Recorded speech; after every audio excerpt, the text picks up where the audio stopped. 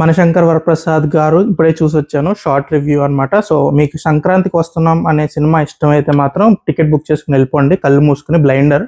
So positives 3 మాట్లాడుకుంటే చిరంజీవి గారండి. అసలు గ్రేస్ కానీ, కామెడీ టైమింగ్ కానీ, మీకు ఆ వింటేజ్ చిరంజీవి గారి టైమింగ్ కావాలి అనుకుంటే మాత్రం this is the movie.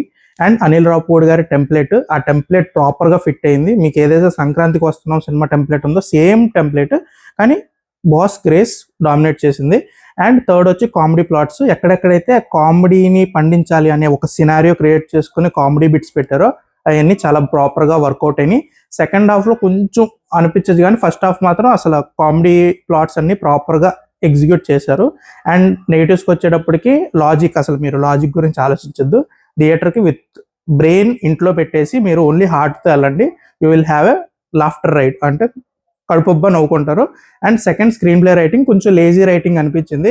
Situation అలా అంటే నెక్స్ట్ ఇది జరగాలి కాబట్టి ఏదో ఒకటి రాసి అక్కడికి తీసుకెళ్ళిపోవాలి అన్నట్టు కొంచెం కన్వీనియంట్గా అనిపించింది. అండ్ లాస్ట్ వచ్చి క్లైమాక్స్ మాత్రం ఫ్లాట్గా అనిపించింది. మెయిన్లీ నాకు వెంకటేష్ గారి క్యామియో కానీ లాస్ట్లో ఆ రీజనింగ్స్ కొంచెం నాకు కన్విన్సింగ్గా అనిపించలేదు. అండ్ కొంచెం ఏదో పెట్టాలి కాబట్టి పెట్టారు అన్నట్టు అనిపించింది. సో ఆ మూడు నాకు కొంచెం నెగిటివ్స్లో తీసుకుంటాం. సో ఫైనల్ వర్డిక్ట్ వచ్చేసి బాస్ ఈజ్ బ్యాక్ అండి. ఆయన గ్రేస్, ఆయన చాము, ఆయన కోసం సినిమాకి వెళ్దాం అనుకుంటే మాత్రం వెళ్ళిపోండి. అండ్ అనిల్ రావుపూడి గారు టెంప్లెట్ తెలుసు కదా, సంక్రాంతికి వస్తున్నాం నుంచి ఏమైతే ఎక్స్పెక్ట్ చేశారో అదే ఈ సినిమా నుంచి కూడా ఎక్స్పెక్ట్ చేయండి. ఫైనల్గా ఒకటే చెప్తున్నా, నో బ్రెయిన్, ఓన్లీ హార్ట్. వెళ్ళి నవ్వుకోండి, ఎంజాయ్ చేయండి. So that's my review.